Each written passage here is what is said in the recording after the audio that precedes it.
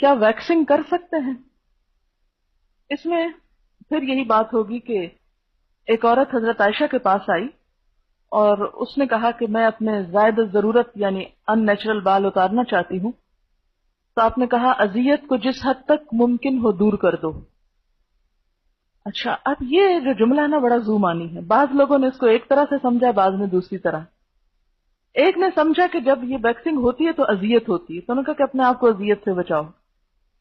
دوسروں نے اس کا معنی یہ لیا کہ جب بال ہوتے ہیں تو وہ بہت اذیت والی چیز لگتی ہے کہ عورت مرد لگ رہی ہے تو اس کو اتار لو۔ اسی سے اختلاف ہوتا ہے احکام میں۔ اب یہ ہے کہ جہاں تو بالکل ان نیچرل قسم کے ہارمون کے چینج کی وجہ سے ایک مردانہ لک آ رہی ہے، بازوؤں میں یا پاؤں میں اتنے لمبے لمبے کالے بال لٹکے ہوئے نظر آ رہے ہیں کہ جس سے عورت کے پاؤں عورت کے نہیں نظر آ رہے، مرد جیسے نظر آ رہے ہیں، تو ایسی صورت میں تو اتار دینے چاہیے، یا اپر لپس پہ یا چن، یہ تمام چیزیں تاکہ عورت عورت لگے۔ لیکن پنڈلیوں پہ بھی آپ کراتے ہیں تو گھٹنے مت دکھائیں، گھٹنا عورت کا بھی عورت کے سامنے نہیں کھلنا چاہیے، اور باقی حصے بھی جو سطر میں آتے ہیں وہ آپ نہیں دکھا سکتے۔ عورت کی چن پہ یا اپر لپس پہ بالوں کا ہونا یہ مردانہ پن کی علامت ہے، اور ایک بیماری ہے۔ اگر کوئی اس بیماری کو دور کرواتا ہے، مثلا وہ ایک پرماننٹلی بال ختم کرواتے ہیں، میں نے کسی کو کرتے ہوئے بھی دیکھا ہے جس میں بالوں کی جڑیں جلا دی جاتی ہیں، کوئی حرج نہیں، کیونکہ یہ مردانہ پن ہے۔ ایک عورت عورت نہیں لگ رہی، مرد لگ رہا ہے، تو مردوں کی مشابہت سے ویسے بھی منع کیا گیا، عورت کو عورت لگنا چاہیے۔ یا بال ہیں اور عورت اس میں تکلیف محسوس کرتی ہے کہ ان بالوں کو اتارے، تو اگر وہ بلیچ کر لیتی ہے کہ وہ چہرے کے رنگ کے ساتھ ہو جائیں تو وہ یعنی عورت کو عورت لگنے میں مدد دے رہے ہیں۔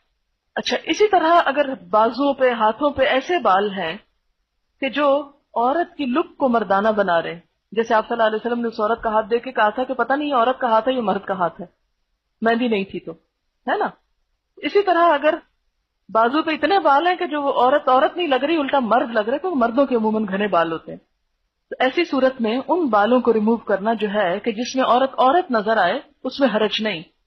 لیکن کوئی بھی پرماننٹ نقش و نگار، جیسے وہ بھووں کی اصل شیپ کو بدل کر کچھ سے کچھ یا ساری اتار کے تو اپنی مرضی سے پینسل لگا کے ایک نئی شیپ دینا، یہ سب اس میں آ جاتا ہے۔